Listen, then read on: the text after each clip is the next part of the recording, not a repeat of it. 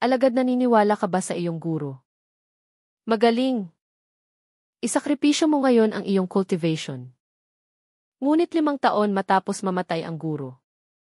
Pagkatapos ng 5 taon magkakaroon ka ng kapangyarihan na kapantay ng langit. Maglalakas loob ka ba? Alagad. Tinatanggap ang utos. Karugtong ng nakaraang episode. Para sa mga bagong manonood inirerekomenda na magsimula sa unang episode. Nagsimula na ang kwento at nakuha ang atensyon ng lahat. Nagsalita si Yu Yuanwen sa lahat. Kilala ko ang taong iyan. Siya ay isang pangkaraniwang panloob na disipulo ng sekta ng Chen Yushen. Walang background at walang lakas. Labis kong pinaghihinalaan na basta-basta lang siya nagbid. Wala siyang 2 milyong spirit stones. Nang masabi ito, nagulat ang lahat. Agad na napatingin ang lahat kay Fang Chen. Ngunit nanatiling kalmado ang ekspresyon ni Fang Chen. Walang anumang pagbabago. Malamig na umisi si Yu Yuanwen. Tinanong niya si Fang Zeng. Paano kung sumali sa subasta ngunit hindi makapaglabas ng sapat? Na spirit stones ano ang gagawin? Sumagot si Fang Zeng syempre paparusahan ng mabigat. Upang mabayaran ang pagkalugi. At ang item sa subasta ay mapupunta sa nakaraang bidder. At magpapatuloy ang presyo. Nagpakita ng matagumpay ng ngiti si Yu Yuanwen. Ito ang resulta na gusto niya. Pagkatapos ay tumingin siya kay Fang Chen. At tinanong basura narinig mo ba? Hindi ko akalain na ang marangal kong sekta ng Chen Yushen ay magkakaroon ng isang walang hiyang tao na tulad mo. Pagkatapos nito tiyak na iulat ko ito sa sekta. At palalayasin ang isang tulad mo sa sekta. Sabi ko na nga ba? Ang batang ito ay napakabata pa. Paano siya magkakaroon ng ganoon karaming spirit stones? Nga pala basta lang siya nagbid. Tapos na ang batang ito. Kinalaban niya ang Wanxing Auction House. At pinalayas pa sa sekta ng Chen Yushen. Tiyak na mamamatay siya. Nag-usap-usap ang lahat. Maraming tao ang tuwang-tuwa na tumingin kay Fang Chen. Medyo nag-iba rin ang itsura ni Fang Zeng. Medyo naniwala na rin siya sa sinabi ni Yu Yuanwen. Kaya sinabi niya mahal na panauhin mangyaring pumayag. Pupunta na ngayon ang aming mga tauhan sa inyong i-room. Mangyaring ipakita ang inyong yaman. Yaman wala siyang anumang yaman. Isa lang siyang pulubi. Pinagtawanan ni Yu Yuanwen si Fang Chen. Hindi siya tumutol mula simula hanggang wakas. Ngunit biglang bahagyang tumaas ang sulok ng kanyang bibig. Tumango siya at sinabing syempre walang problema. Sige na nagulat si Yu Yuanwen. Hindi niya inaasahan na papayag si Fang Chen. Ngunit pagkatapos ay malamig siyang umisi nagpapanggap pa rin. Gusto kong makita kung paano ka makakapaglabas ng 2 milyong spirit stones. Di nagtagal may 3 lalaki na nakasuot ng damit ng Wanxing Auction House ang kumatok at pumasok sa say room ni Fang Chen. Hindi gumalaw si Fang Chen. Ang katabing katulong ay lumapit at nag-abot ng isang storage bag. Kinuha ng isang lalaki ang storage bag. At bahagyang sinuri ito. Pagkatapos ay ibinalik ang storage bag sa katulong. Magalang na inilagay ito ng katulong sa tabi ni Fang Chen.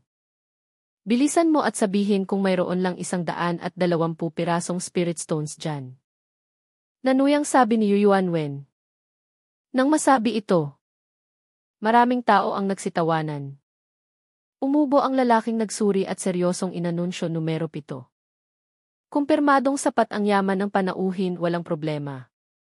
Agad na nawala ang tawanan. Natulala ang lahat. Nakatingin sa kalmadong si Fang Chen. Mayroon pala talaga siyang ganoong kayamanan. Akala ko ba ordinaryong disipulo lang siya walang background walang lakas. Noon lang napagtanto ng lahat. Kung si Fang Chen ay talagang walang background at lakas. Paano siya makakaupo sa isang i-room? Hindi ako naniniwala imposibleng magkaroon ng ganyang yaman ang batang iyan. Siguradong nagsabwatan kayo para lokohin ako. Kahit patayin pa si Yu Yuanwen hindi siya maniniwala sa isa. 2 milyon. Kahit siya ay mahihirapang maglabas niyan hindi siya naniniwala. Ngumisi si Fang Chen. Kinuha ang storage bag at iwinagayway. Biglang lumabas ang napakaraming spirit stones. Agad na napuno ang malaking ihi. Roong na parang isang maliit na bundok. Ang kumikinang at puno ng enerhiyang maliit na bundok ay nagpatibok ng mabilis sa puso ng mga tao sa ibaba. Namula ang kanilang mga mata. Paanong isa? 2 milyon lang ito. Kahit isa. 5 milyon ay sobra-sobra pa. Tumingin si Fang Chen kay Yu Yuanwen at malamig na ngumisi. Huwag mong isipin na dahil may background ka ay kung sino ka na. Tandaan mo laging may mas magaling sa iyo. Maraming mas malakas at may background kaysa sa iyo. Matuto kang maging mapagkumbaba. Naiintindihan mo ba, hamak? Sa galit ni Yu Yuanwen lumabas ang mga ugat niya. Ang kanyang mukha ay naging kulay ube. Mula pagkabata ay hindi pa siya namura. Ngunit hindi lang siya tinawag na tanga ni Fang Chen, tinawag pa siyang hamak. Pero ngayon, wala siyang magawa kay Fang Chen. Pakiramdam niya ay sinampal siya sa mukha. Tuwang-tuwa si Fang Chen sa nakikita. Ang mga spirit stones na ito ay syempre hindi sa kanya. Ito ay pinadala ni Yan Qiaoling. Ngunit sa tulong ng mga spirit stones na ito, nagawa niyang magyabang ng husto. Ngunit ang pagpapakita ng yaman ay maaaring magdulot sa kanya ng malaking gulo. Pero wala siyang pakialam. Lagi naman siyang nagsasanay sa loob ng sekta. Hindi naman siguro sila maglalakas loob na pumasok sa sekta para patayin ako. Sa sandaling ito nakatanggap din si Fang Zeng ng mensahe mula kay Yan Qiaoling. Malamig niyang tiningnan si Yu Yuanwen. At inanunsyo binabati kita numero 7. Nakuha ng mahal na panauhin ang item sa subasta. Ngayon ipagpatuloy natin ang susunod na item. Pagkatapos ay pinakuha niya ang Muyuan Tianzu. Nang makita ito ni Elder Lu na pabuntong hininga siya. At sinabing kailangan na nating umalis. Marahil may napansin na ang Wanxing Auction House. Hindi na tayo maaaring magtagal dito. Sabihan mo na ring umalis ang iba. Sige kahit na gustong patayin ni Yu Yuanwen si Fang Chen. Alam niyang hindi pa ito ang tamang oras. Kaya pumayag na lang siya sa mungkahi ni Elder Lu. Ngunit hindi nila alam na ang kanilang mga tauhan ay minamanmanan na. Nang umalis sila may mga taong tahimik na sumunod. Wala na ring interes si Fang Chen sa mga susunod na auction. Sa tulong ng katulong bumalik siya sa dating silid. Hindi nagtagal dumating si Yan Qiaoling upang makipagkita kay Fang Chen. Puno ng pasasalamat ang kanyang mukha, kagalang-galang na panauhin Fang. Kanina lang sinubukan naming suriin ang Muyuan Tianzu. At natuklasan nga namin na peke ito. Isa lang itong demonic stone sa loob. Sa pagkakataong ito maraming salamat kagalang-galang na panauhin Fang. Kung hindi, ang reputasyon ng aming Wanxing Auction House ay babagsak. Yumuko siya ng malalim bilang pasasalamat. Ang 200,000 kinita mula sa auction ng bangkay ng halimaw ay hindi namin kukunin. At bibigyan ka pa namin ng karagdagang 200,000 spirit stones bilang pasasalamat. Nang marinig ito, matatag na umiling si Fang Chen. Salamat sa kabutihang loob ni Manager Yan. Ang 200,000 kinita sa auction ay tatanggapin ko. Ngunit ang regalo na 200,000 ay hindi ko matatanggap. Matatag niyang sinabi ito ay bahagi ng aking tungkulin. Kung hindi ang 100,000 taunang sahod na natatanggap ko, ay hindi ko matatanggap ng may malinis na konsensya. Ngunit mumiti si Yan Qiaoling at sinabing, kagalang-galang na panauhin Fang masyado ka namang formal. Pagkatapos malutas ng isang kagalang-galang na panauhin ang isang problema para sa aming auction house, makakatanggap sila ng kaukulang komisyon. Ang 200,000 ito ay ang komisyon. Dahil ang pagkakataong ito ay may kinalaman sa malaking halaga. At higit sa lahat may kinalaman ito sa reputasyon ng aming auction house. Talaga medyo hindi makapaniwala si Fang Chen. Talaga paniniguro ni Yan Qiaoling. Tumango rin ang mga katulong sa paligid. Nang makita ito, hindi na tumanggi si Fang Chen.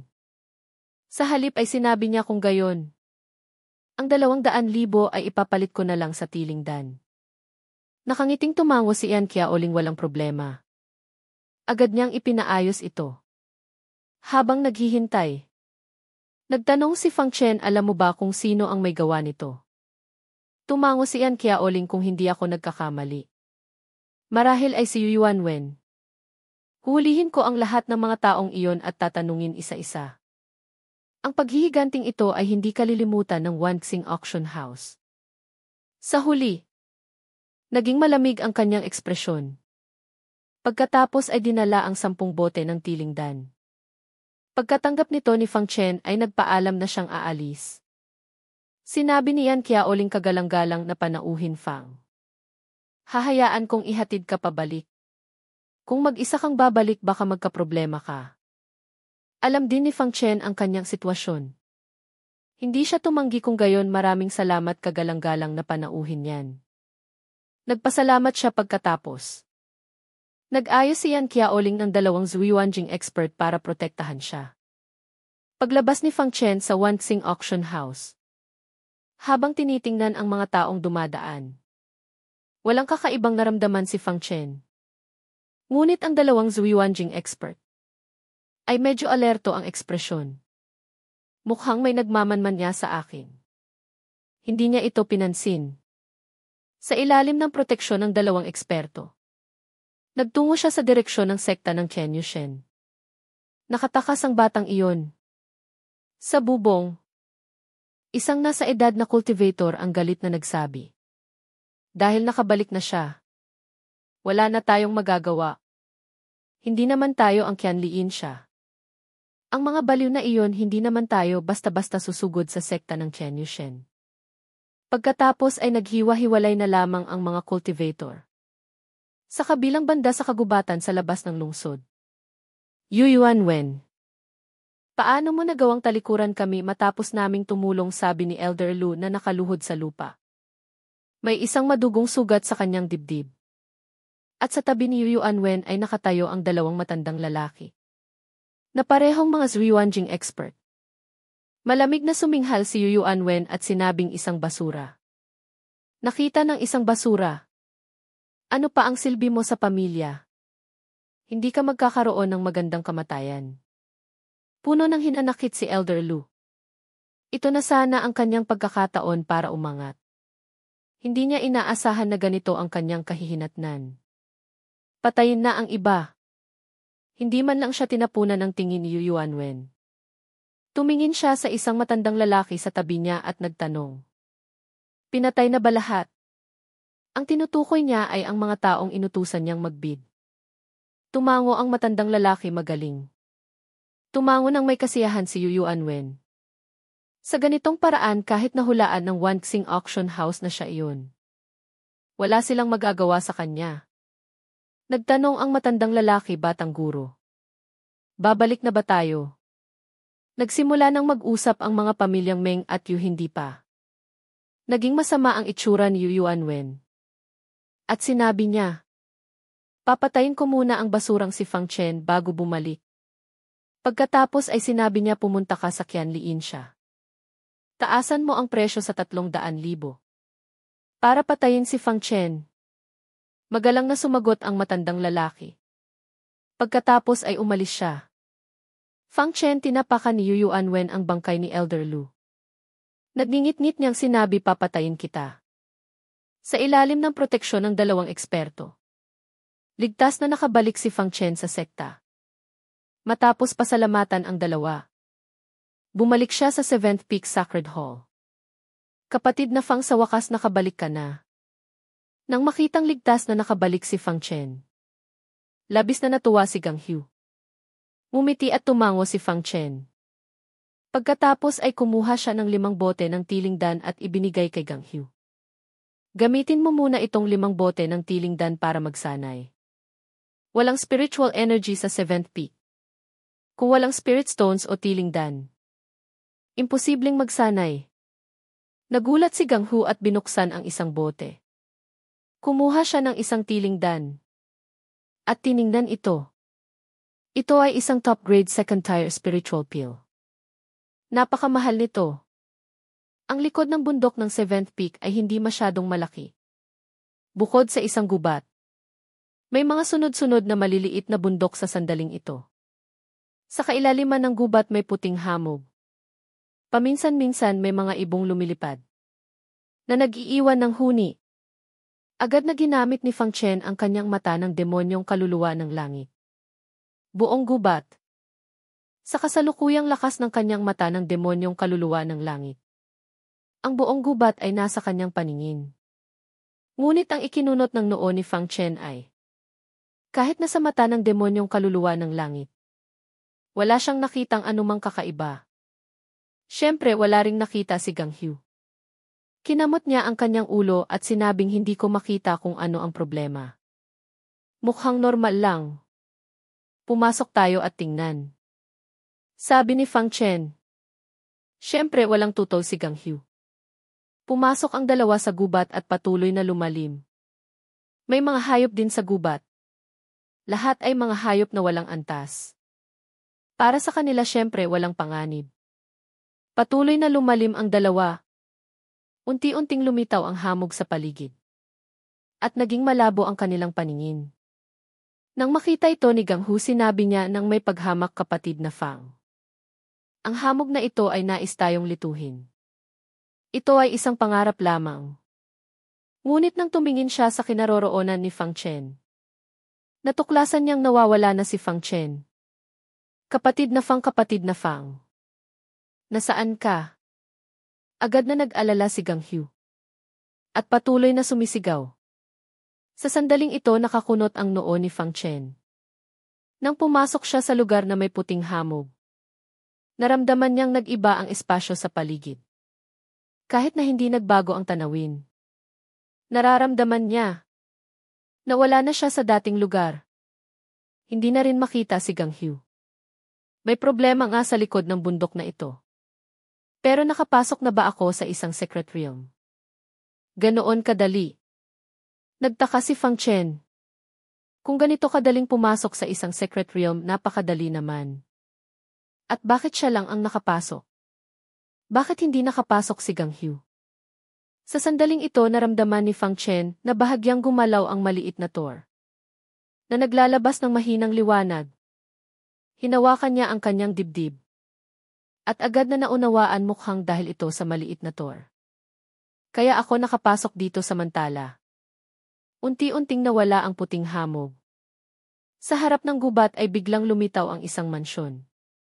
Tumingin sa mansyon. Naisip ni Fang Chen, kung hindi ako nagkakamali, ito marahil ang pagkakataong iniwan sa akin ni Guro. Pagkatapos ay lumapit siya sa harap ng mansyon. Ang mansyon na ito ay puno ng sinaunang aura. Ang gusali ay puno ng mga bakas ng panahon. Inilagay niya ang kanyang mga kamay sa pinto. At bahagyang itinulak ito. Dahan-dahang bumukas ang pinto. Ang bumungad sa kanya ay isang malaking patyo. Ngunit ang ikinagulat ni Fang Chen ay, sa gitna ng patyo ay may isang estatwa. Ang estatwa ay isang sinaunang espadang demonyo.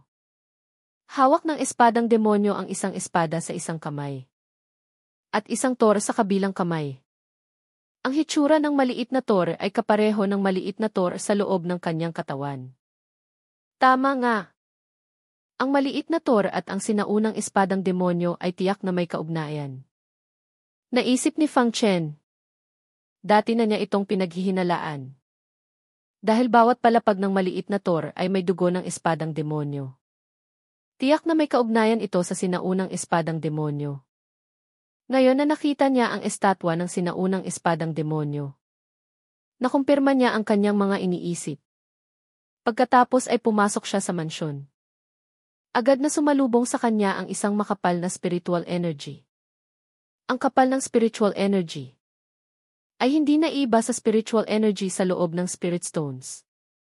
Ibig sabihin bawat pulgada ng espasyo sa mansyon ay katumbas ng isang piraso ng spirit stone. Ang patyo pa lang ay katumbas na ng 1,000,000 spirit stones. At pagkatapos ma-absorb ay mabilis na napapalitan. Halos masasabing walang katapusan. Kung makakapagsanay ako dito. Ang isang araw kong pagsasanay ay katumbas ng 10 araw ng iba. Labis na natuwa si Fang Chen. Ito ay isang banal na lugar para sa pagsasanay. Sa sandaling ito napansin ni Fang Chen na may mga salita sa estatwa. Ngunit natatakpan ito ng alikabok at mahirap basahin. Pinunasan niya ito ng kanyang kamay. At lumitaw ang mga salita kung makakapasok ka sa lugar na ito. Ibig sabihin ay may kapalaran ka sa akin. Bibigyan kita ng isang pamamaraan ko. Sana ay mapalaganap mo ito sa hinaharap. Huwag kang matulad sa akin, espadang demonyo, nang matapos basahin ni Fang Chen. Kumislap ng pulang ilaw ang mga salitang ito. At isang fragment ang lumitaw sa kanyang harapan. Kinuha ni Fang Chen ang fragment at tiningnan ito.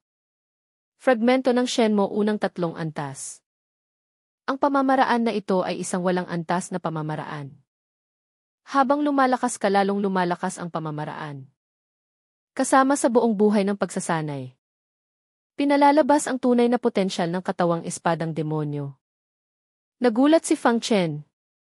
Ibig sabihin ang pagiging espadang demonyo ay hindi ang tunay na lakas ng katawang espadang demonyo. Binuklat niya ang fragmento ng Shenmo at tiningnan ang pagpapakilala sa unang antas. Pagkatapos niyang basahin, napasinghap si Fang Chen. Kaya pala ang espadang demonyo ay tinawag na espadang demonyo. Hindi dahil kailangan niya talaga ng espada. Ang kanyang katawan mismo ay isang espada. Kahit anong parte ay maaaring maging espada. Kahit anong parte ay pwede. Tumingin si Fang Chen sa ibaba. Isang kakaibang imahe ang lumitaw sa kanyang isipan. Pagkatapos ay iwinaksi niya ang ideya na biglang lumitaw sa kanyang isipan. At nagpatuloy sa pagbabasa. Nang makita niya ang pagpapakilala sa unang antas. Napasinghap si Fang Chen. Ngayon niya lang naintindihan kung gaano kaunti ang alam niya tungkol sa espadang demonyo. Masasabi pa nga na sinayang niya ang kanyang katawang espadang demonyo. Karapat-dapat niyang tawaging sinaunang espadang demonyo. Talagang kahanga-hanga. Kung masasanay ko ang unang antas. Bukod sa iba pang bagay. Ang aking lakas sa labanan ay madodoble. At ang pakikipaglaban sa mas mataas na antas ay magiging madali. Pagbalik ko kailangan kong pag-aralan at sanayin ito ng mabuti. Itinabi niya ang pamamaraan. At lumapit sa pinto patungo sa loob ng mansyon. Ito ay nasa labas pa lamang. Malamang may iba pang mga kayamanan sa loob. At ang biglaang pagkawala ng spiritual energy sa 7th peak ay tiyak na may kaugnayan dito. Itinaas ni Fang Chen ang kanyang mga kamay upang itulak ang pinto. Ngunit sa sandaling iyon, isang pulang ilaw ang kumislap mula sa pinto. At si Fang Chen ay direktang tumilapon. At bumagsak ng malakas sa lupa. Umungol siya. At tiningnan ang pinto na naglalabas ng pulang ilaw. At mapait na ngumiti. Mukhang hindi pa ako karapat-dapat na pumasok sa loob. Upang makapasok, marahil kailangan kong maabot ang isang tiyak na antas ng lakas. Ito ay medyo katulad ng maliit na Thor. Hindi nagalit si Fang Chen. Kahit na makapasok siya sa loob. At makatagpo ng isang pagkakataon na hindi angkop sa kanyang lakas. Hindi niya ito basta-basta makukuha. Ang pagkuha ng fragmento ng Shenmo ay sapat na para sa kanya. Bukod dito ang spiritual energy dito ay napakakapal. Napakaangkop para sa pagsasanay. Lalabas muna ako at makikipagkita kay Gang Hu. At babalik ako dito para magsanay sa ibang araw. Sabi ni Fang Chen. Kung magsisimula siyang magsanay ngayon si Gang Hu, baka sabihin niya sa aking gining. At mag-aalala ang gining. Kaya lumabas si Fang Chen. Pagdating sa gubat, muling kumapal ang puting hamog sa paligid. Kasabay ng pag-ikot ng espasyo. Matagumpay na nakaalis si Fang Chen sa espasyong iyon. Nang lumitaw si Fang Chen, mabilis na naramdaman ni Gang Hu ang kanyang presensya. Kapatid na Fang, saan ka nagpunta? Bakit ka biglang nawala? Nang makita si Fang Chen, nakahinga ng maluwag si Gang Hu. Umiling si Fang Chen at sinabing hindi ko alam. Bigla na lang kitang hindi mahanap. Hindi niya planong sabihin kay Gang Hu ang tungkol sa mansyon sa gubat. Dahil ito ay may kinalaman sa kanyang mga sikreto. Nang marinig ito ni Gang Hu, bigla niyang naramdaman na nakakatakot ang gubat na ito. Kapatid na Fang, umalis na tayo dito. Nakakatakot dito. CJ. Siyempre walang tutol si Fang Chen. Sa kabilang banda, sa kailaliman ng Haying Forest sa ilalim ng lupa ay may isang madilim na mansyon. Ang mansyon ay mahigpit na binabantayan. At puno ng mga eksperto. Ito ang punong himpilan ng Qianlian siya. Sa loob ng Foodie Tavern, ilang mga cultivator ang nagtuturo sa bounty board. Sa itaas ay may mga larawan ng maraming tao na may pangunahing impormasyon at cultivation. At kasama si Fang Chen dito. At siya ay kapansin-pansin. Hao Chanjing ikalimang antas, ngunit may bounty na 300,000. Sino kaya ang kinalaban ng taong ito? At kailangan pa ng isang silver level assassin o mas mataas para kumilos. Nag-usap-usap ang mga assassin na may malaking kuryosidad kay Fang Chen. Sa sandaling ito, isang figura ang pumasok sa tavern. At itinulak ang ilang assassin sa harap ng bounty board. Ang mga itinulak na assassin ay balak sanang magalit. Ngunit nang makita nila kung sino ang dumating, nagbago ang kanilang mukha at mabilis na umatras. Ang dumating ay isang binatang lalaki na nagngangalang Chayan Kong. Maitim ang balat. Nakasuot ng pulang bandana sa ulo. May peklat sa mukha. At laging nakangiti. At sa kanyang dibdib ay may isang pilak na badge. Siya ay isang silver level assassin. Tiningnan ni Chen Kong ang bounty board. At mabilis na napunta ang kanyang tingin sa bounty ni Fang Chen. 300,000 Hao Chanjing ikalimang antas, interesante. Kinuha niya ang bounty ni Fang Chen. At mumisi, ikaw na nga. Pagkasabi nito, isang nakakatakot na demonic energy ang umikot sa kanyang paligid. Ang espada sa kanyang likod ay bahagyang nanginginig. Hindi dahil sa takot, kundi dahil sa kagalakan na makakainom na ito ng dugo. Huwag kang mag-alala, huwag kang mag-alala. Malapit na. Kitang painumin ng dugo ng isang henyo. Inaliw niya ang espada sa kanyang likod. At umalis, dala ang bounty order. Nang makita siyang umalis ng ilang ibang assassin, saka lang sila nakahinga ng maluwag, dumating din pala ang baliw na iyon. Akala ko tuluyan na siyang naging demonyo. Kung siya ang kikilos, tiyak na mamamatay ang Fang Chen na iyon. Ngunit ito ay maaaring magdulot muli ng problema sa ating organisasyon. Hayaan mo na, ang kanyang kapatid ay isang mataas na opisyal sa organisasyon. Kaya naman siya ay arogante. At walang sinuman sa organisasyon ang nangangahas na saktan siya. Nag-usap-usap ang ilang assassin. Ngunit hindi sila nangahas na magsalita ng marami. At bumalik sa kanilang mesa upang magpatuloy sa pag-inom. Tungkol naman sa usapin ni Fang Chen, hindi na nila ito masyadong pinansin. Madalas mangyari ang ganitong mga bagay. Hindi alam ni Fang Chen na siya ay muling pinupuntirya ng Qianlian siya. Ang sumunod na panahon ay naging mapayapa. Paminsan-minsan may mga taong dumarating upang hamunin si Fang Chen. Ngunit hindi sila pinapansin ni Fang Chen. May mga elder din mula sa ibang mga peak na dumarating na nais kunin si Fang Chen bilang disipulo. Dahil ang talento na ipinakita ni Fang Chen ay napakagaling. Ngunit sa huli ay tinanggihan sila ni Fang Chen. Ang dahilan syempre ay ang muling pagbangon ng 7th peak. Unti-unti nang nabawasan ang mga taong pumupunta sa 7th peak. Sa panahong ito, patuloy na tinuruan ni Fang Chen si Gang Hu na unawain ang Battle Dao text. Bagaman hindi pa ito nagigising, marami na ring natutunan si Gang Hu. At ang kanyang cultivation ay bumilis ng husto. Umabot na sa Hao Chanjing ikatlong antas isang araw. Pagkatapos bumalik ni Gang Hu mula sa kanyang peak ay labis siyang nasasabi. Kapatid na Fang. May nalaman akong malaking balita. Itinigil ni Fang Chen ang kanyang pagsasanay at nagtanong anong nangyari. Tuwang-tuwa si Gang Hu at sinabing nakakuha ako ng kumpirmadong balita. Sa loob ng 6 na buwan magdaraos ang sekta ng isang kompetisyon sa langit. Kompetisyon sa langit, ano iyon? Tanong ni Fang Chen. Hindi mo pa ba alam? Ang 10 mananalo sa kompetisyon sa langit ay maaaring kumatawan sa ating sekta upang pumunta sa sentro ng Shenzhou sa Luoxianyu para sumali sa komperensya ng Shenzhou.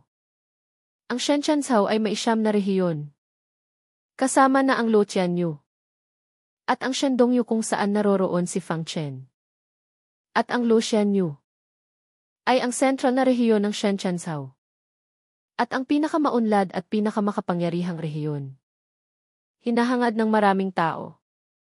Ngunit pagkatapos ay medyo nalungkot siya at sinabing, pero, sa kompetisyon sa langit sasali rin ang mga core disciples.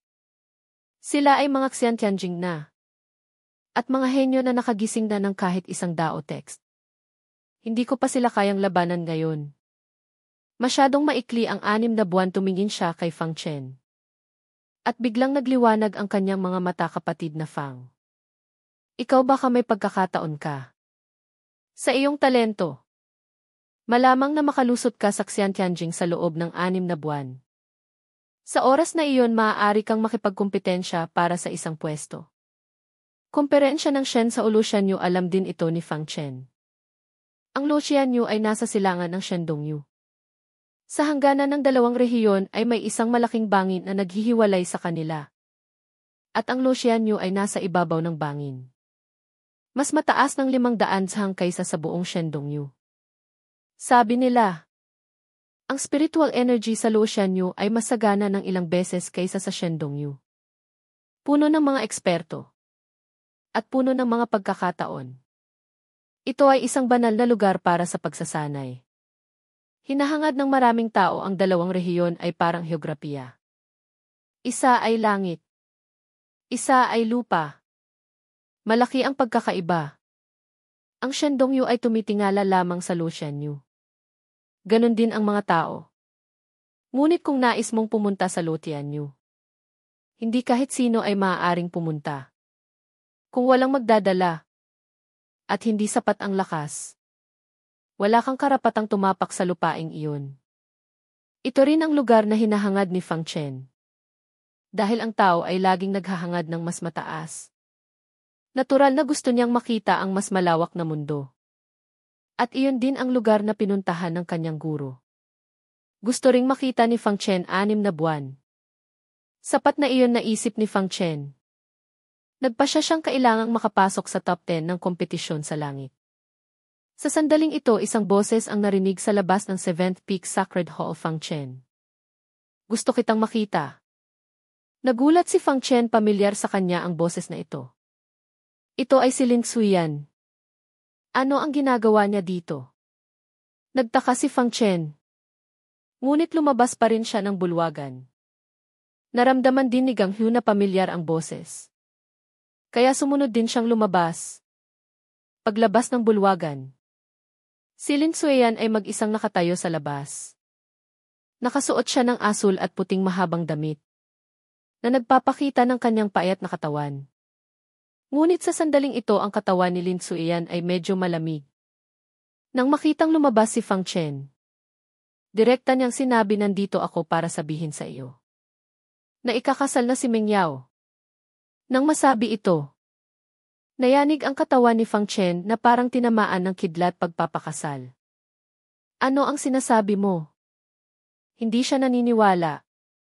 Malamig na sinabi ni Lin Xuyan, ikakasal na siya. Isang alyansa sa pamilyang Yu. Ang lalaki ay si Yu Yuanwen. Ang mga salitang ito ay agad na nagpaalala kay Fang Chen sa sinabi ni Yu Yuanwen sa Wanxing Auction House. Hindi niya inaasahan na totoo pala ang sinabi ng taong iyon. Hindi papayag si Meng Yao na pakasalan si Yu Yuanwen. Nakakunot ang noo ni Fang Chen. Tumango si Lin Xuyan at sinabing tama. Ngunit wala siyang magagawa. Namatay sa laban ang ninuno ng pamilyang Meng. At malubha ang sakit ng lolo ni Meng Yao. Sila ang haligi ng pamilyang Meng. Kung pareho silang mamamatay, tiyak na unti-unting lalamunin ng ibang pamilya ang pamilyang Meng. Kaya nagpasya ang pamilyang Meng na makipag-alyansa sa pamilyang Yu upang malampasan ang krisis na ito. Kaya si Meng Yao ang naging sakripisyo. Naging malamig ang ekspresyon ni Fang Chen. Tumango si Lin Xuyan. Natahimik sandali si Fang Chen at nagtanong kailan ang kasal. Umiling si Lin Xuyan, hindi ko alam. Pero malamang sa loob ng 6 na buwan na ito. Tumango si Fang Chen na intindihan ko. Maraming salamat sa pagpapaalam sa aking kapatid na Lin. Tiningnan ni Lin Xuyan si Fang Chen ng malalim. At nagtanong, balak mong pumunta sa pamilyang Meng? Hindi ito itinanggi ni Fang Chen. Tumango siya, sinabi ko sa iyo ang balitang ito. Para sumuko ka na. At ito rin ang nais ni Meng Yao. Maging ang pamilyang Yu o ang pamilyang Meng ay hindi mo kayang kalabanin. At lalong hindi mo sila kayang harapin, sabi ni Lin Xuyan. At nagpatuloy sa pamilyang Meng. Bukod pa sa pamilyang Yu ay hindi mo kayang kalabanin. Bumalik na ang ninuno ng pamilyang Yu. Mayroon siyang lakas na higit pa sa Wen Daodaojing. At napakarami pa nilang ibang mga eksperto. Ang mga Xian Tianjing ay mga langgam lamang sa kanila. Paano mo maililigtas si Meng Yao bilang isang Hao Tianjing? Kung hindi nangyari ang bagay na ito, sa iyong talento, baka hindi tututol ang pamilyang Meng sa inyong dalawa. Ngunit ngayon iba na ang sitwasyon. Tanggapin mo man o hindi, kailangan mong tanggapin. Walang gaanong sinabi si Fang Chen. Ngunit ang kanyang ekspresyon ay matatag nang makita ito ni Lin Xuyan. Alam niyang hindi mapipigilan si Fang Chen, nandito ako upang ihatid ang mensahe ni Meng Yao tungkol sa kung ano ang gagawin mo pagkatapos. Hindi ako makikialam. Ngunit malinaw kong masasabi sa iyo. Kahit pumunta ka doon, wala kang mababago. Pagkasabi nito, puno ng kalamigan ang tingin niya kay Fang Chen. Tulad ng unang beses silang magkita. Walang awa at paghamak. Ano kung may talento ka? Sa mundong ito, hindi lahat ay nababago ng talento. Ang henyo ay henyo pa rin. Hindi isang eksperto. Iyon ang tadhana, sabi niya. Hindi ako naniniwala sa tadhana. Naniniwala ako sa sarili ko. Matatag na sinabi ni Fang Chen pagkasabi nito. Tumalikod siya at nagtungo sa 7th Peak Sacred Hall upang maghanda para sa pagpunta sa pamilyang Meng. Mamamatay ka dahil kinayuyuan Wen Lo Tianxiao. At ang pamilya Luo ay nakamasid sa iyo. Kapag umalis ka sa sekta ng Tian Yushen, tiyak na hahabulin ka nila para patayin. Sabi ni Lin Xuyan. Hindi huminto ang mga hakbang ni Fang Chen. Kung gayon, hayaan silang dumating. Ang mga humahadlang sa akin sa daang ito. Tinulungan siya ni Meng Yao ng maraming beses. Nang hindi humihingi ng kapalit. Paano naman tatalikuran ni Fang Chen si Meng Yao? Sa oras na siya ay pinakawalang magawa. At pababayaan siya sa totoo lang. Natatakot siyang ang kanyang muling pagsisikap ay magkakaroon ng parehong resulta tulad ni Suwa. Ngunit mas natatakot siyang walang gawin. Kahit na alam niyang puno ng panganib ang pagkakataong ito. Kahit na alam niyang maliit ang pag-asa. Kailangan niyang pumunta. Tiningnan ni Lin Xuyan si Fang Chen. Nais niyang makita sa likod ni Fang Chen ang kahit katiting na pag-aalinlangan. Ngunit ang figura ni Fang Chen ay nanatiling tuwid mula simula hanggang wakas. At ang kanyang mga hakbang ay matatag. Sa sandaling iyon, ang nagyayelong puso ni Lin Xuyan ay biglang nagkaroon ng halo-halong damdamin. Hindi niya alam kung ano ang sasabihin. Pagbalik ni Fang Chen sa 7th Peak Sacred Hall, lumitaw si Jing Yi. Siyempre narinig niya ang kanilang pag-uusap. Sasama ako sa iyo, sabi ni Jing Yi. Ngunit umiling si Fang Chen at sinabing, Elder Jing, kailangan pa ng 7th Peak ang iyong proteksyon. Sa pagkakataong ito, mag-isa na lang akong pupunta. Ang cultivation ni Jing Yi ay nasa zoo. Yuanjing maaaring makatulong siya ng kaunti. Ngunit hindi gaanong malaki. Ngunit gusto pang sabihin ni Jingyi. Sinabi ni Fang Chen, huwag kang mag-alala, Elder. Sa pagpunta ko sa pamilyang Meng, siyempre hindi ako mag-isang pupunta kung gayon sino. Nagtatakang tiningnan ni Jingyi si Fang Chen. Ngumiti si Fang Chen, malalaman mo rin. Ngunit ngayon kailangan ko munang mag-ensayo. At subukang makalusot sa ika-6 na antas. Alam niyang hindi ito dapat madaliin. Kahit na magpapakasal ang dalawang pamilya. Hindi ito mangyayari sa loob ng 1 o 2 buwan. Ang kailangan niyang gawin ngayon ay pataasin ang kanyang lakas. Para magkaroon man lang ng kakayahang protektahan ang sarili. Sa kabilang banda, dinurog ni Luo Tianxiao ang hawak niyang communication talisman. Basura, tingnan natin kung saan katatakas ngayon. Ngumisi siya ng masama. Sa pagkakataong ito, malaki ang nawala sa kanya. Hindi lang si Luo Yun ang namatay. Naputol din ang isang kamay niya. At ibinaba siya sa pagiging isang panloob na elder. At pinarusahan pa. At si King Wuzi ay kailangan pang ikulong ng 3 buwan. Sa sandaling ito, isang disipulo ang pumasok sa bulwagan. At nagulat, Elder, may mga taong ipinadala ang pamilya Luo. Hindi nagulat si Luo Tianxiao. Ang pagkamatay ni Luo Yun ay nagpagalit sa buong pamilya Luo. At ang pinuno ng pamilya ay nagbigay ng utos na patayin. Si Fang Chen, kaya normal lang na magpadala ng tao. Papasukin mo sila. Pagkatapos ay dinala ng disipulo ang mga tao sa bulwagan. Sa una ay kalmado pa si Luo Tianxiao. Ngunit nang makita niya ang pinuno, nagbago ang kanyang mukha. At agad siyang naging magalang. Ang pinuno ay isang nasa edad na lalaki. May makapal na makeup. Mukhang maginoo, ngunit may bahid ng kabayanihan. Unang elder. Hindi ko inaasahan na ipapadala ka ng pinuno ng pamilya. Ang dumating ay ang unang elder ng pamilya Luo. Si Luo Xiaoshan, isang Wendao Daojing, na may 3 antas na kapangyarihan. Malamig na sinabi ni Luo Xiaoshan. Namatay si Luo Yun at si Luo Di. Ano ba ang ginagawa mo sa sekta ng Chen Yushen? Agad na lumuhod si Luo Tianxiao at sinabing unang elder. Hindi ko po talaga kasalanan. Hindi ko rin inaasahan na ganoon kagaling ang basurang iyon. Sa 5 antas ng cultivation ay nagawa niyang patayin ang 9 na antas na si Luo Yun. At tungkol kay Luo Di, noong nangyari iyon ay nasa pamilya Luo ako. Malamig na suminghal si Luo Xiaoshan. Pagkatapos patayin ang basurang iyon, ikaw na mismo ang tumanggap ng parusa mo. Magalang na tumango si Luo Tianxiao. Hindi na nangahas na magpaliwanag pa. Nasaan ngayon ang basurang iyon? Tanong ni Luo Xiaoshan. Ang basurang iyon ay nasa 7th peak. Ngunit iminumungkahi kong maghintay pa tayo ng ilang araw. Maghintay pa, tama. Nakatanggap na ako ng mensahe mula sa pamilya Yu. Na malapit nang umalis ang batang iyon sa sekta ng Chen Yushen. Upang pumunta sa pamilya Meng. Iyon ang pinakamagandang pagkakataon para patayin siya. Sabi ni Luo Tianxiao. Tumpak ba ang impormasyon? Tanong ni Luo Xiaoshan. Tiyak na tumpak. Mariing tumango si Luo Tianxiao. Malapit nang mag-alyansa ang pamilya Meng at ang pamilya Yu. At si Meng Yao ang magiging sakripisyo sa alyansang ito. Ang basurang iyon at si Meng Yao ng pamilya Meng ay may relasyon. Imposibleng. Panoorin siyang maging sakripisyo, sabi ni Luo Xiaoshan. Dahan-dahang tumango.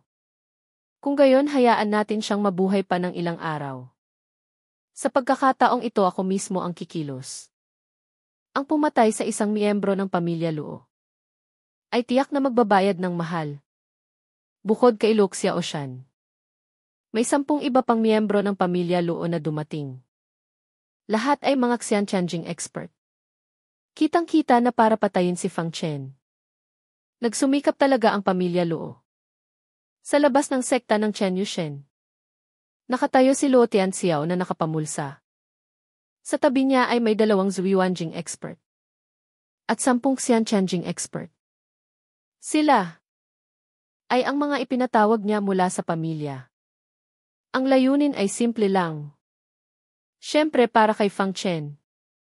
Matapos pag-isipan, napagpasyahan niyang mas masarap sa pakiramdam kung personal niyang makikita ang pagkamatay ni Fang Chen.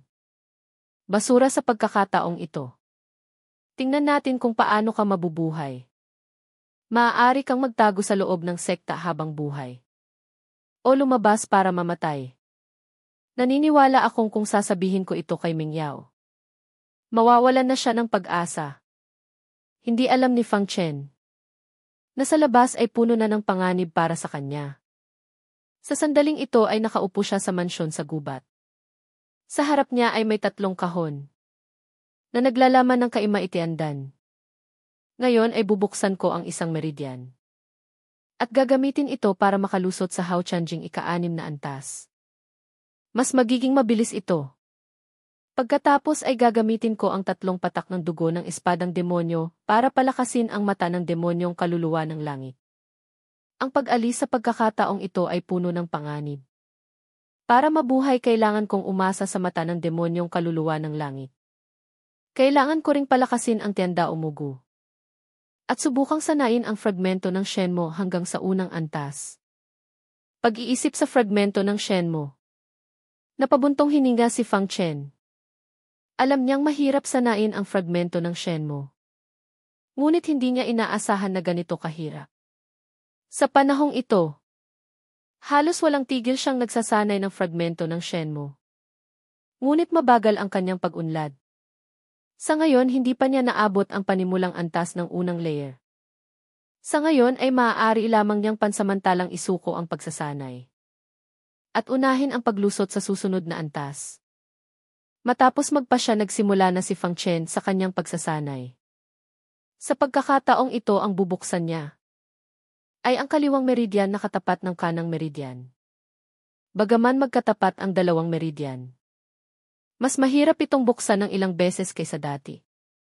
Habang mas maraming meridian ang binubuksan, kailangan itong ikonekta sa ibang mga bukas na meridian. Ngunit hindi madaling ikonekta ang mga ito. Dahil ang mga meridian ay hindi magkakaugnay. Upang buksan at ikonekta ang mga ito kailangan ng maraming enerhiya. Ang enerhiyang ito ay hindi lamang mula kay Fang Chen, kundi pati na rin sa kaima-ilingdan. Ito ang dahilan kung bakit mas mahirap magbukas ng mas maraming meridian. Ininom niya ang isang kaima-itiandan. Sa tulong ng kanyang malakas na katawang espadang demonyo, sinimulan niyang i-absorb ang bisa nito. Ngunit nang ma-absorb ni Fang Chen ang lahat ng bisa, natuklasan niyang isang kapat pa lang ng meridian ang nabuksan. Hindi pa ito ganap na bukas. Hindi siya nagulat. Ngunit hindi niya inaasahan na ganito lang kaunti. Tandaan na kaya niyang ganap na i-absorb ang lahat ng bisa ng kaima-itiandan. Kahit na mas mahirap magbukas ng meridian habang tumatagal. Hindi dapat ganito lang kaunti ang mabuksan. Nakakunot ang noo ni Fang Chen.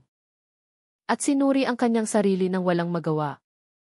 Mukhang may kaugnayan ito sa aking katawang espadang demonyo. Tulad ng pagtaas ng aking cultivation. Napabuntong hininga si Fang Chen. Ang katawang espadang demonyo ay parehong sumpa at biyaya sa kanya.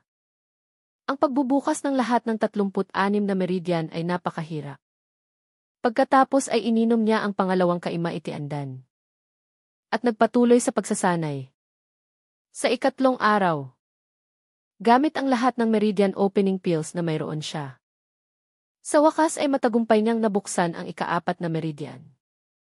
Ang kaliwang meridian. Agad-agad. Naramdaman ni Fang Chen na mas maayos ang daloy ng kanyang spiritual power. At mas malakas ang enerhiyang mabilis niyang nailalabas. Mas mabilis din siyang maka-absorb ng enerhiya. At parehong lumakas ang kanyang Danshan at Sea of Consciousness. Ang kanyang pundasyon ay naging napakatibay hindi masama. Kumpara sa mga meridian ng iba, marahil ang sa akin ay mas malaki at mas malawak. Ang kahirapan sa pagbubukas ng meridian ay mayroon ding benepisyo para kay Fang Chen. Sa ilalim ng patuloy na epekto ng enerhiya, Ang kanyang mga meridian ay magiging mas makapal kaysa sa iba. Pagkatapos ay inilabas niya ang ilang bote ng tiling dan. Ngayon ay oras na para lumusot sa susunod na antas. Walang pag-aalinlangan.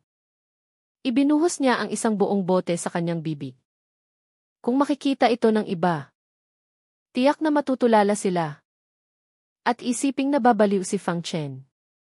Ang pag-inom ng ganito ay parang paghahanap ng kamatayan. Ang nakakatakot na enerhiya ng tiling dan na hindi pa naa-absorb ay direktang sasabog sa iyong katawan. Ang isang buong bote ng tableta ay hindi kayang tiisin ng isang Hao Chanjing. Ngunit si Fang Chen ay hindi isang ordinaryong Hao Chanjing. Hindi lang dahil ang kanyang katawan ay umabot na sa Duangujing, kundi dahil sa lakas ng kanyang katawang espadang demonyo na hindi maihahambing sa iba. At bukod pa riyan nakabukas na siya ng 4 na meridian. Kaya wala siyang kinatatakutan. Dinagtagal pinaikot ni Fang Chen ang kanyang spiritual power. At ang Mojanju ay sumisipsip ng spiritual energy mula sa mansyon sa gubat. Mabilis niyang natunaw ang 10 tiling dan. Ngunit kahit na nasa peak na siya ng ika-5 antas, ang isang bote ng tiling dan ay hindi sapat para makalusot siya sa bottleneck. Nang makita ito ni Fang Chen, hindi siya nag-atubili at uminom ng isa pang bote. Ngunit hindi pa rin nakalusot. Walang pag-aalinlangan. Nagpatuloy siyang uminom ng gamot dahil ang kanyang katawang espadang demonyo ay kayang i-absorb ang lahat ng bisa ng gamot at kayang alisin ang mga lason. Walang anumang side effects. Kaya pangatlong bote, pang-4 na bote hanggang ika-7 bote, hanggang sa ika-12 bote. Biglang tumaas ang aura ni Fang Chen. Nagtipon ang spiritual energy ng langit at lupa. At sa wakas ay nakalusot siya sa Hao Chanjing ika-6 na antas. Huminga ng malalim si Fang Chen. At mapait na ngumiti. Para sa isang bottleneck, gumastos siya ng sapat. Para sa iba na makalusot ng 2 maliit na antas. Ngunit ang tanging benepisyo ay, pagkatapos makalusot mas malakas siya ng ilang beses kaysa sa mga ordinaryong ika-6 na antas. At kayang tapatan ang pinakamahinang ika-9 na antas na cultivator. Kung gagamitin niya ang lahat ng kanyang lakas, hindi magiging problema ang pagtalo sa isang Xiantianjing unang antas. Ngayong nakalusot na sa antas, oras na para palakasin ang mata ng demonyong kaluluwa ng langit. Kinuha niya ang 3 patak ng dugo ng espadang demonyo mula sa kanyang dantian. At hinayaan munang i-absorb ng mata ng demonyong kaluluwa ng langit ang isang patak ng dugo ng espadang demonyo. Agad na isang nakakapasong pakiramdam ang dumating.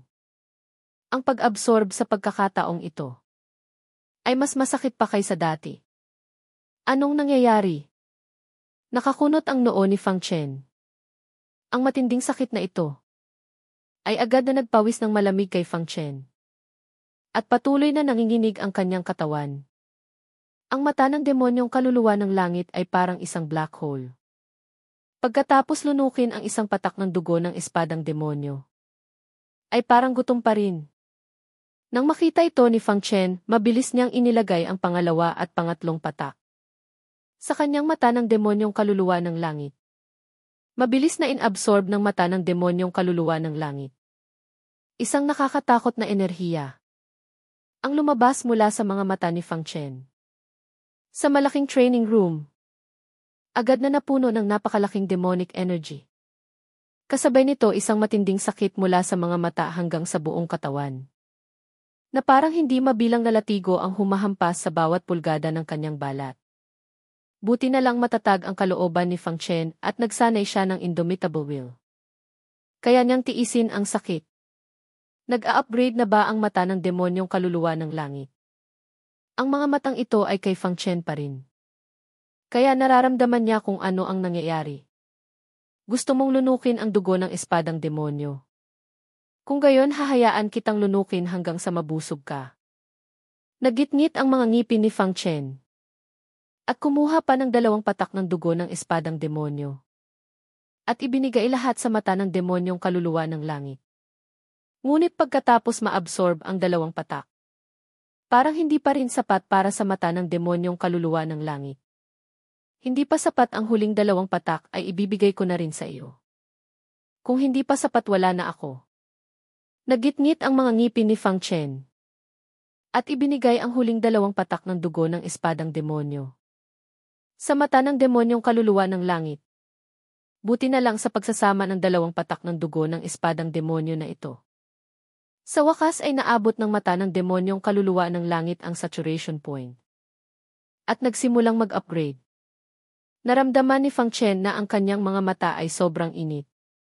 Na parang sasabog na. Kasabay nito isang malakas na enerhiya. Ang patuloy na nagtipon sa gitna ng kanyang mga mata.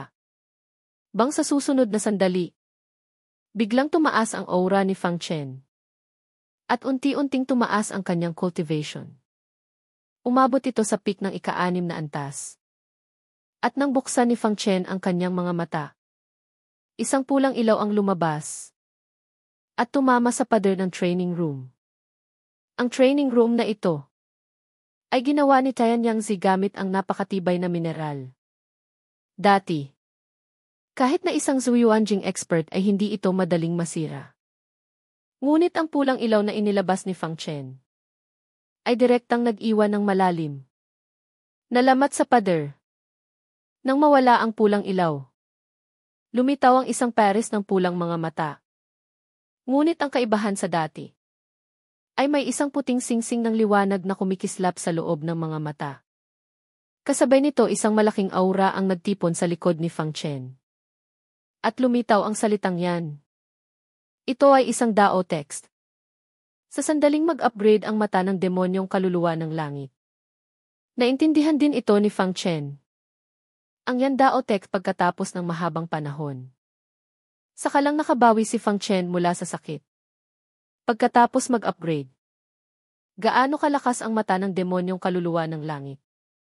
Ginamit niya ang mata ng demonyong kaluluwa ng langit at tiningnan ang pader. Agad na ang makapal na pader ay parang walang anuman. At direktang tinagos ni Fang Chen. Tumagos na pangiti si Fang Chen. Ito ang kakayahang pinapangarap ng maraming lalaki. Hindi lang iyon. Pagkatapos tumagos ni Fang Chen, ang kanyang saklaw ng pagsisiyasat ay umabot sa 10 milya. Tandaan na ito ay ang epektibong saklaw ng divine sense ng isang late-stage Xianqianjing expert. Bukod dito, kung makatagpo siya ng isang buhay na nilalang kahit saan pa ito nagtatago. Sa mga mata ni Fang Chen wala itong matataguan. Ito ay mas malakas kaysa sa pagsisiyasat gamit ang divine sense. Kahit na isang Xianqianjing expert. Sa loob ng 10 milya ay napakahirap na tumpak na mahanap ang isang target. Kasama pa ang yan Dao text na naintindihan ni Fang Chen. Mas lalong lalakas ang mata ng demonyong kaluluwa ng langit. Sa yan na ito, hanggat hindi ito isang Zhuyuanjing expert, walang problema sa pagprotekta sa sarili. Ngumiti si Fang Chen. Bagaman naubos ang lahat ng kanyang dugo ng espadang demonyo. Labis siyang nasiyahan sa lakas ng mata ng demonyong kaluluwa ng langit. Ang pinaka-nakakahinayang ay hindi niya napalakas ang Tianda o Mugu. Ngunit hindi nagmamadali si Fang Chen. Naniniwala siyang pagkatapos makalusot sa Haotianjing ika-7 antas ay makakapasok na siya sa maliit na tour. Handa na ang lahat. Kulang na lang ang tamang pagkakataon. Oras na para umalis. Dahan-dahang tumayo si Fang Chen. At naghanda na para pumunta sa pamilya Meng. Pagbalik sa 7th Peak Sacred Hall, pumunta si Fang Chen sa bulwagan upang makita ang kanyang gining na si Qiu Mei. Alam na ni Qiu Mei na aalis si Fang Chen at na mapanganib ang pagkakataong ito. Ngunit hindi niya siya pinigilan. Inilabas niya ang mga nakatuping damit. Lumalaki ka na nitong mga nakaraang araw. Ito ang mga ginawa ko para sa iyo kamakailan. Dalhin mo sa iyong paglalakbay. Malumanay niyang sinabi. Pagdating sa 7th Peak, tulad pa rin siya ng dati. Nag-aalaga ng mga bulaklak o naggagansilyo. Dati para kay Tian Yangzi siya naggagansilyo. Ngayon para na kay Fang Chen.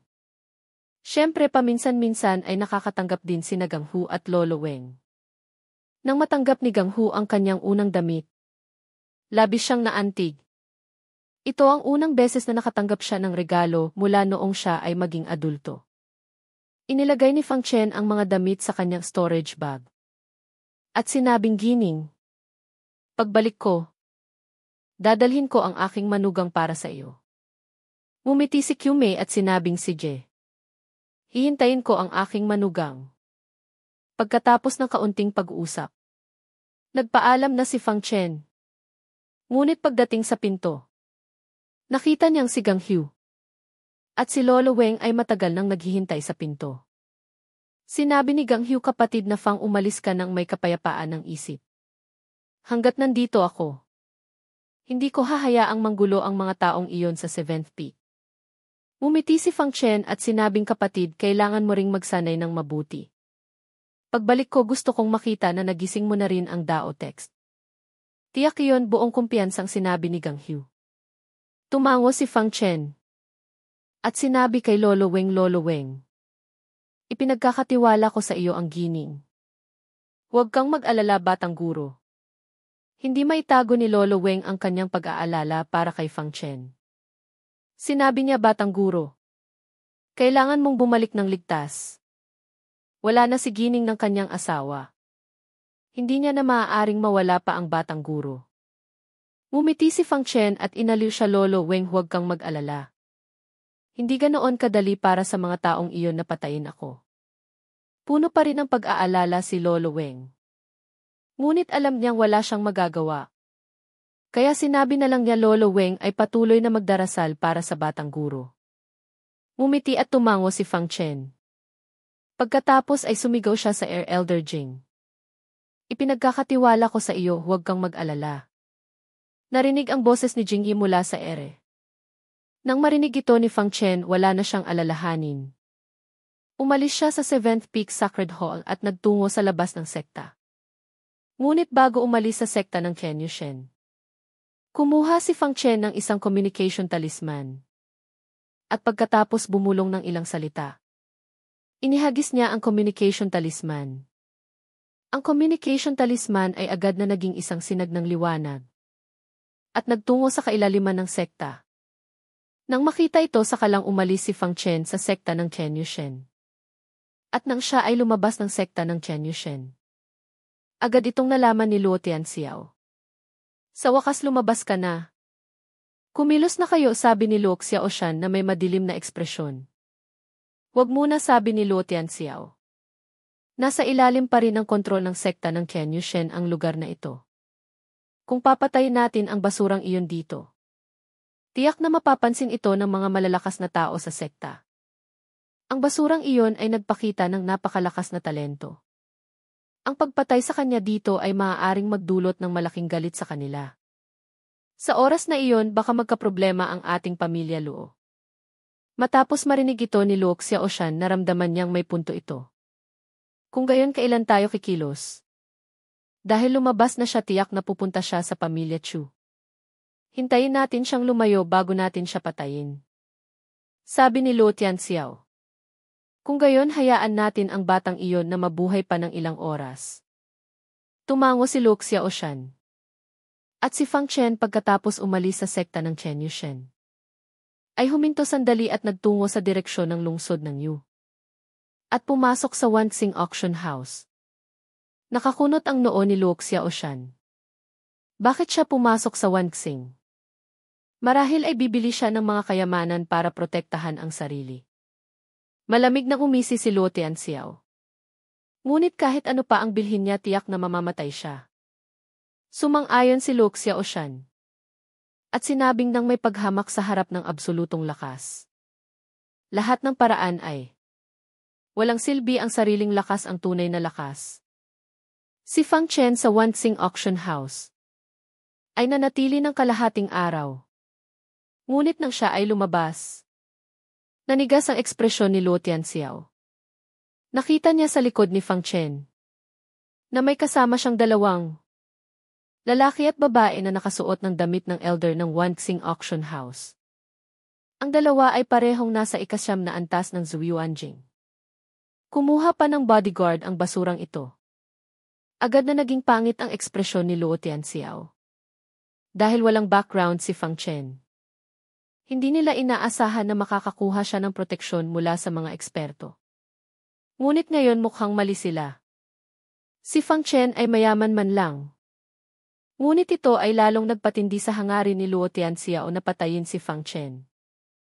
Kailangang patayin ang batang ito. Kung hindi ay magiging malaking problema sa hinaharap.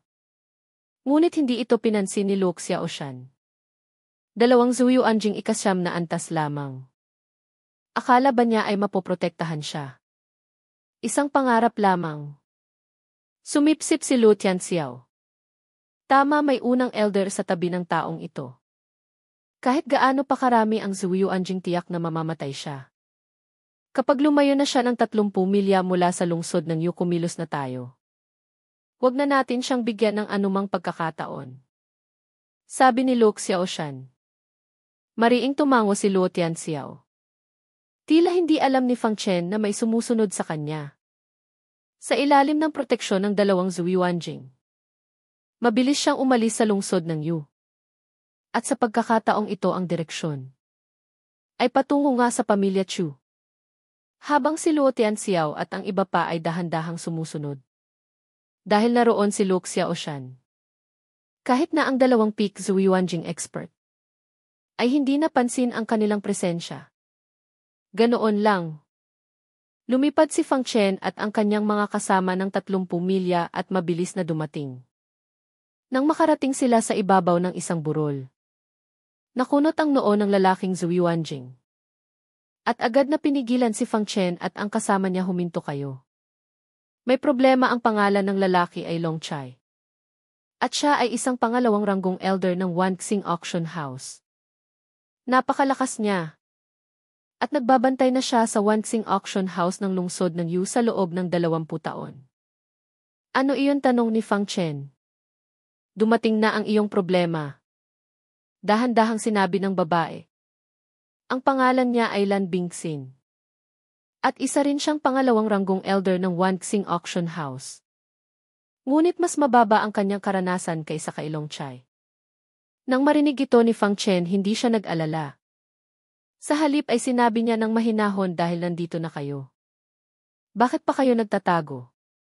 Basura, sa pagkakataong ito mamamatay ka na. Hindi pa lumilitaw ang tao. Ngunit narinig na ang masamang tawa ni Luo Tianxiao. Sa susunod na sandali, mabilis na lumitaw ang mga figura. At pinalibutan ang tatlo ni na Fang Chen. Ito ay si Luo Tianxiao at ang kanyang 10 kasama. Ngunit hindi siya pinansin ni Fang Chen. At nagpatuloy sa pagsasabing hindi pa balalabas ang ibang mga kaibigan. Nang masabi ito, nagulat si Luo Tianxiao at ang iba pa. Bukod sa kanila, may iba pa. Sa susunod na sandali, isang malamig na tawa ang narinig, basura. Mukhang handa ka ng mamatay. Lumitaw si Yuan Wen kasama ang 10 iba pa. At sa tabi niya ay mayroon ding isang Wendao Daojing expert. At ang kalaban ay mas mataas ng 2 antas kaysa kay Luo Xiaoshan. Isang Wendao Daojing 5 antas. Ang kanilang paglitaw ay nagpabago sa mukha ni Luo Xiaoshan. Dahil mula simula hanggang wakas, hindi nila napansin ang kalaban. Karapat-dapat ng tawaging pamilyang Yu. Talagang puno ng mga nakatagong eksperto. Naisip ni Luo Xiaoshan. Kasabay ng pagiging alerto. Nakita ni Yuan Wen ang pag-aalerto ni Luo Xiaoshan. At mumiti habang nagbigay pugay, unang elder Luo, huwag kang mag-alala. Wala akong masamang intensyon. At ang layunin ko sa pagpunta dito ay pareho sa inyo. Ang patayin ang basurang ito. Nang marinig ito, nakahinga ng maluwag si Luo Xiaoshan. At nagbigay pugay pala si Batang Guro Yu. Pagkatapos ay tiningnan niya ang Wendao Daojing 5 antas. At nakilala niya ito. Marahil ito ang 3 elder ng pamilyang Yu, si Yu Huacheng. Tanong niya, ako nga. Bahagyang nagbigay pugay si Yu Huacheng, sabi ni Luo Xiaoshan. Dahil pareho tayong nandito para sa basurang ito. Bakit hindi tayo magsanib puwersa para patayin siya?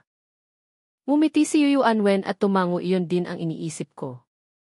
Nagbago ang mukha ni Long Chai at nagpadala ng mensahe kay Fang Chen. 2 Wendao Daojing expert. Isa ay nasa 3 antas. Isa ay nasa 5 antas. Baka magkaproblema tayo.